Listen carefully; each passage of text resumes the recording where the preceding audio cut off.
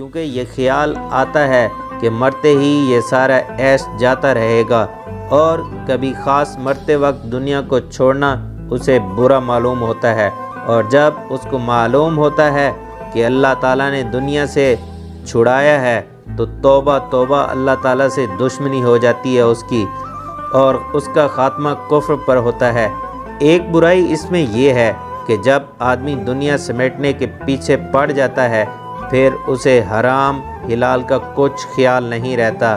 نہ اپنا اور پرایا حق سوچتا ہے، نہ جھوٹ اور دغا کی پرواہ ہوتی ہے، بس یہی نیت رہتی ہے کہ کہیں سے آئے بھر لو۔ اسی واسطے حدیث میں آیا ہے کہ دنیا کی محبت انسان کے لیے گھاٹے کا سودا ہے، اور دنیا کی محبت سارے گناہوں کی جڑ ہے۔